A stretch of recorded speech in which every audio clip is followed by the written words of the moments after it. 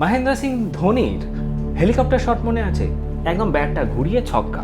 সেরকম helicopter parenting নামে একটা কনসেপ্ট আছে। আসল ব্যাপারটা হচ্ছে যে আমরা বাচ্চাদের পড়াশোনা, স্কুলিং এবং সব কিছু বিষয় সব দিকে নজরদারি করি, মানে একদম হেলিকপ্টারের মতন মাথার ওপরে থাকি, সব কিছু বিষয় একদম নিখুঁত করার চেষ্টা করি, নিখুঁত করে দেওয়ার চেষ্টা করি। এর জন্য কিছু কিছু সময় আমরাও এগিয়ে গিয়ে কিছু কাজ করি, ওদের হোমওয়ার্ক, ওদের ক্লাস ওয়ার্ক, অনেক কিছু নিজে থেকে গিয়ে করে দেওয়ার চেষ্টা করি। এটা ভালো, এটা আমাদের ক্ষেত্রে হয়েছে, আমরাও হয়তো করি। কিন্তু ব্যাপারটা হচ্ছে এটার ফলে স্বাধীনভাবে নিজে থেকে কিছু করা বা ওর মধ্যে ক্রিয়েটিভিটি বা নিজে থেকে কিছু তৈরি করা, সেটার মাইন্ড সেট আপ বা মানসিকতা তৈরি হতে দেয় না, যেটার ফলে পরবর্তীকালে কেরিয়ারে সাকসেসটাও এফেক্ট করে যায়।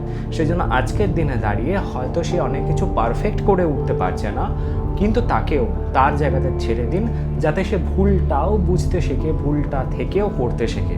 কারণ সাকসেসফুল হওয়ার জন্য ভুল করা বা ফেল হওয়াটাও দরকার।